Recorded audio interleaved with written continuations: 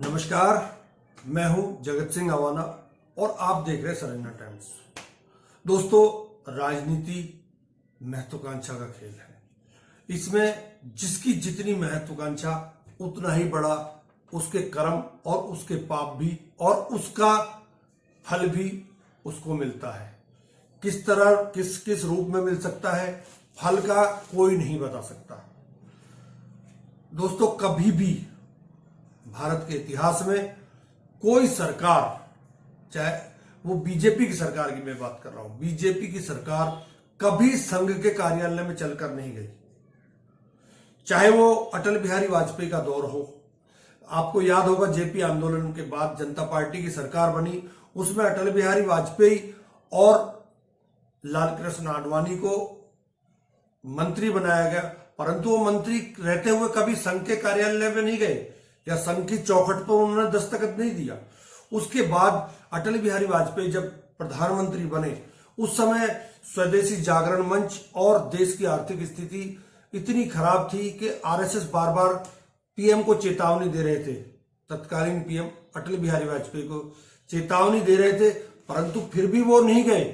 आर्थिक मामलों में फेल होती उस राजनीति के चक्कर में। उसके बाद उन्होंने अटल बिहारी वाजपेयी ने तब के वित्त मंत्री यशवंत सिन्हा को वहां भेजा और उन्होंने कहा कि मैं आपके पीछे खड़ा हुआ हूं, आप जाइए और आरएसएस की दौड़ी पर नाक रगड़ के आइए। उस समय का दौर वो दौर था जब आरएसएस में एक मदन दास थे, वो सरकार यानी बीजेपी और आरएसएस के बीच में पुल का काम करते थे, परंतु उन्होंने भी हाथ हिला दिया था कि मैं इस मामले में स्वदेशी जागरण मंच आपके खिलाफ है और आप आर्थिक मामलों में फेल होते जा रहे हैं, मैं अब आपकी कोई मदद नहीं कर सकता। उसके बाद ही इन्होंने अटल बिहारी वाजपेयी ने यशवंत सिन्हा को भेजा था, परंतु अटल बिहारी वाजपेयी ने खुद न जाकर, यानी प्रधानमंत्री ने खुद न जाकर वित्त मंत्री को क्यों भेजा? सवाल यहीं से खड़ा होता है। और भेजा भी तो उस तरह से भेजा कि मैं तुम्हारे पीछे खड़ा हूं, आप जो बात करेंगे आप बात करके आइए, मैं आपके पीछे खड़ा हुआ हूं। तब आरएसएस ने यशवंत सिन्हा से जो कहा और प्रधानमंत्री से उन्होंने क्या कहा वो तो आज तक किसी को पता नहीं चला, परंतु अब ऐसा क्या दौर आ गया कि पिछले 10 साल जब पूर्ण बहुमत की सरकार थी तो प्रधानमंत्री नरेंद्र मोदी कभी संघ के कार्यालय नहीं गए। वो 2-3 बार नागपुर गए, मीटिंग की, परंतु संघ के कार्यालय नहीं गए, संघ की चौखट पर उन्होंने दस्तखत नहीं दिया। परंतु अब ऐसा क्या हुआ कि प्रधानमंत्री को संघ की डोडी पर हाजिरी लगानी पड़ गई? पहला जो कारण है, मैं आज सवालों से शुरुआत कर रहा हूं, क्या 240 सांसद होना इसकी वजह हो सकता है कि प्रधानमंत्री संघ की चौखट तक पहुंच गए, या पिछले 11 वर्ष या 10 वर्ष लगाए, पिछले 10 वर्ष जो पूर्ण बहुमत की सरकार थी उस समय आरएसएस को प्रधानमंत्री ने कुछ नहीं समझा। आपको याद होगा जेपी नड्डा ने यहां तक कह दिया था कि अब हमें आरएसएस की आवश्यकता नहीं है। तो क्या वो तलखी और वो तेवर जो नरेंद्र मोदी के उस समय थे वो ढीले पड़ गए, इसीलिए वो वहां गए थे संघ के कार्यालय में कि संघ की चौखट पर दस्तखत देने? या सितंबर में 75 साल के हो रहे हैं मोदी जी, क्या रिटायरमेंट की अवधि को बढ़वाने के लिए गए थे या अपना उत्तराधिकारी चुनने के लिए गए थे?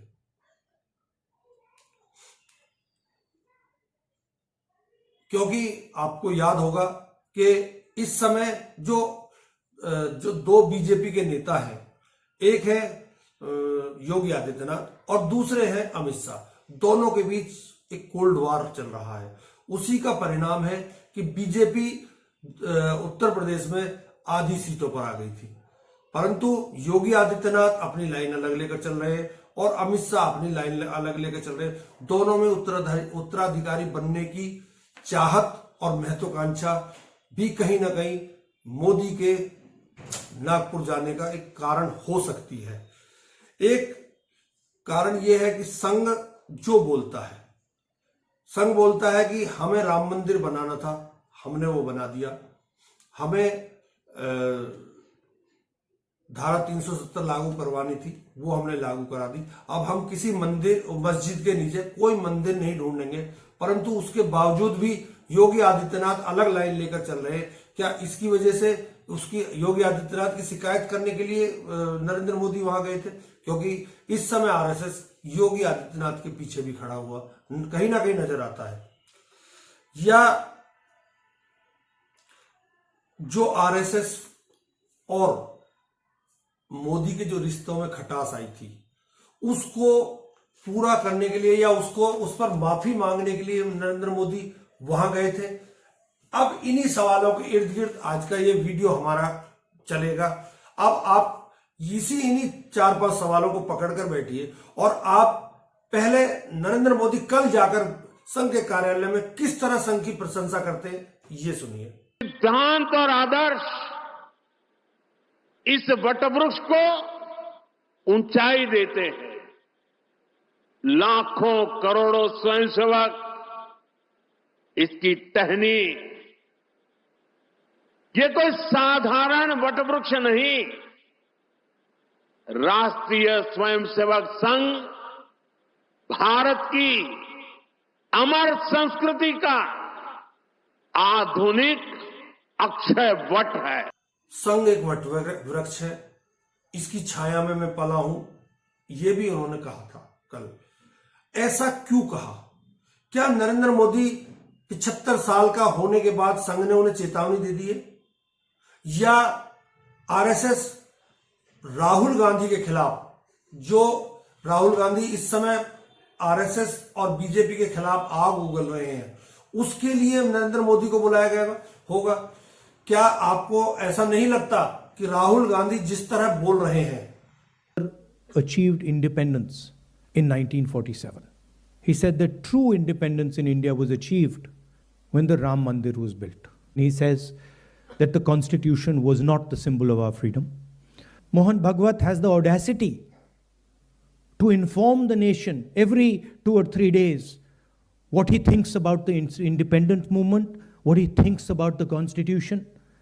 In fact, what he has said yesterday is treason, because it is stating that the constitution is invalid. It is stating that everything, the fight against the British was invalid, and he has the audacity to say this publicly. In any other country, he would be arrested and tried.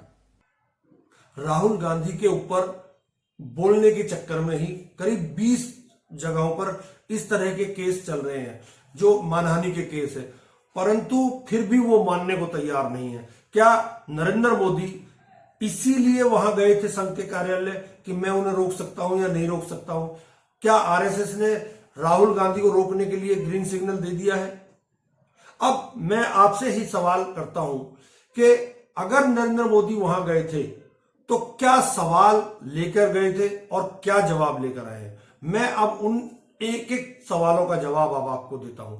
मैंने पहला जो सवाल था मेरा, वो ये था कि संसद में सरकार को पूर्ण बहुमत नहीं है और इस समय 240 सांसद बीजेपी के हैं। उन सांसदों के सहारे बीजेपी और 4-5 बैसाखियों के सहारे बीजेपी की सरकार चल रही है। ऐसे में अगर सरकार से वक्फ बोर्ड के ऊपर, क्योंकि वक्फ बोर्ड का बिल आरएसएस भी चाहता था, तो कहीं आरएसएस ने दबाव तो नहीं बना रखा इस बात का कि वक्फ का बिल पास होना चाहिए, उसी के लिए नरेंद्र मोदी वहां गए थे? ऐसा भी संभव है। परंतु दूसरी तरफ यह भी संभव है कि अगर वक्फ बिल पर इसी तरह से बीजेपी सरकार अड़ी रही तो चंद्रबाबू नायडू, नीतीश कुमार, चिराग पासवान, जयंत चौधरी जैसे नेता संसद भवन में बीजेपी सरकार का साथ भी छोड़ सकते हैं। इसकी संभावनाओं पर भी शायद संघ के कार्यालय में या संघ की चौखट पर जो नरेंद्र मोदी और संघ प्रमुख के बीच बात जरूर हुई होगी। दूसरा, आरएसएस और मोदी की जो तलखी थी जो 10 साल रही पूर्ण बहुमत की सरकार में, उसको पूरा करने के लिए, उसको पाटने के लिए भी नरेंद्र मोदी वहां जा सकते हैं। वहीं नरेंद्र मोदी चाहते हैं कि मेरे बाद अमित शाह देश के प्रधानमंत्री बने, परंतु आरएसएस नहीं चाहता है, क्योंकि कहीं ना कहीं अमित शाह आरएसएस की विचारधारा के नहीं है। हालांकि योगी आदित्यनाथ भी उनकी विचारधारा के नहीं है और ना ही वो संघ से है, वो हिंदू वाहिनी से है, परंतु फिर भी आरएसएस योगी के पीछे खड़ा हुआ है। अगर रिटायरमेंट लिया जाता है तो योगी पर ज्यादा दाव खेलेगी या नितिन गडकरी पर ज्यादा दाव खेलेगी आरएसएस। इसके लिए भी नरेंद्र मोदी आरएसएस को मनाने के लिए गए थे। उसके अलावा जो इस समय हालात चल रहे हैं, योगी आदित्यनाथ बीजेपी के किसी नेता की कोई बात नहीं मानते, वो अपनी मन मर्जी से चला रहे हैं उत्तर प्रदेश में। उसी को आरएसएस ने किस तरह नरेंद्र मोदी को समझाया है, मैं उसका एक छोटा सा उदाहरण आपको पेश करता हूं। नरेंद्र मोदी को कहा है कि एक व्यक्ति के सहारे देश की राजनीति या पार्टी की राजनीति नहीं चल सकती। आपने 10 सालों में बड़े बड़े छत्रपों, वसुंधरा राजे, रमन कुमार और शिवराज सिंह चौहान जैसे नेताओं को, येदियुरप्पा जैसे साउथ के बड़े नेता को तुमने घर बैठा दिया, और जो अपनी सीट, केवल अपनी सीट भी ना जीत पाए दोबारा, बिना पार्टी के या बिना हमारे उसके समर्थन के, आरएसएस के, उन लोगों को आपने मुख्यमंत्री बना दिया। इसका जवाब आपको देना पड़ेगा। इसका जवाब प्रधानमंत्री नरेंद्र मोदी के पास कुछ नहीं था। उन्होंने केवल अपनी चलाने के लिए और अपने मोहरों को बैठाए रखने के लिए और कोई सामने खड़ा ना हो, इसके लिए ऐसे अदने से नेताओं को मुख्यमंत्री बनाया। उसका जवाब भी आरएसएस ने नरेंद्र मोदी से मांगा है। वहीं आरएसएस ने यह भी नरेंद्र मोदी से कहा कि आप मीडिया में अपनी चकाचौंध दिखाकर देश की जनता को कितने दिन तक बहला सकते हैं।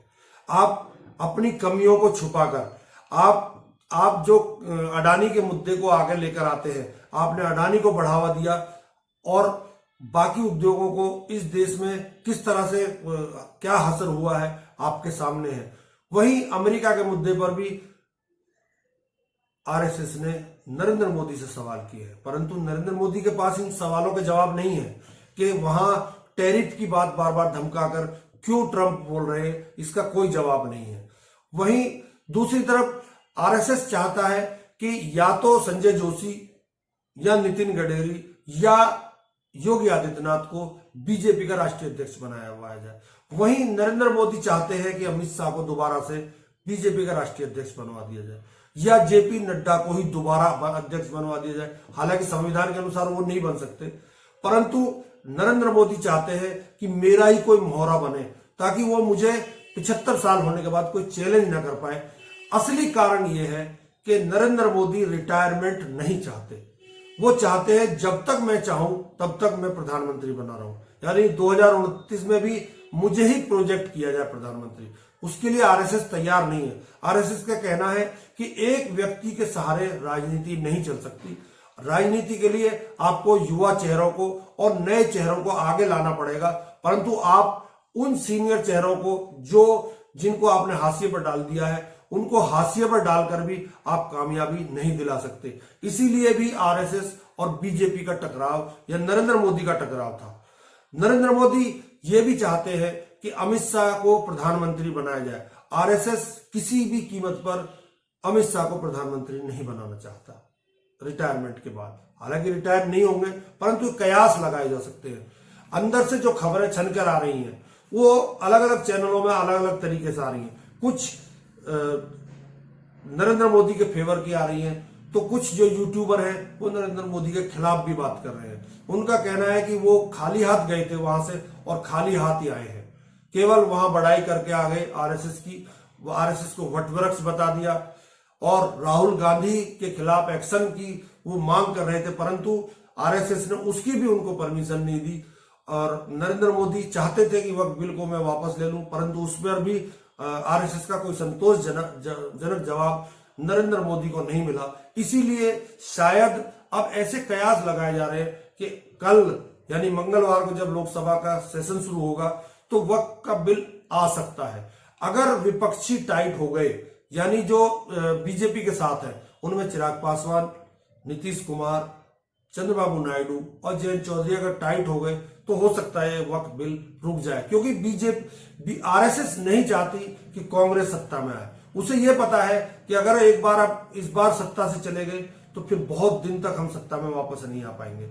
इसीलिए कांग्रेस को रोकने के लिए भी इस बिल को वापस किया जा सकता है। वही नरेंद्र मोदी ने अपना गुणगान भी आरएसएस के सामने गाया। उन्होंने कहा कि मैंने आपका ख्वाब पूरा कर दिया राम मंदिर का, मैंने आपका ख्वाब पूरा कर दिया 370 का, और मुझसे क्या चाहिए। ऐसे में आप मेरी बात मान लीजिए, परंतु आरएसएस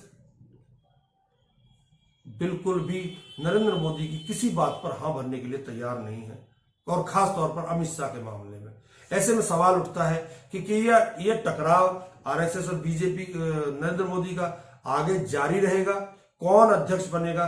क्या आरएसएस का बनेगा, आरएसएस का समर्थन से बनेगा, या नरेंद्र मोदी और अमित शाह एक बार फिर से अपना कोई पिट्ठू बैठाकर और दोबारा से बीजेपी का वही हाल कर देंगे जो 2014 से 2024 तक का था, जो करेंगे वही करेंगे।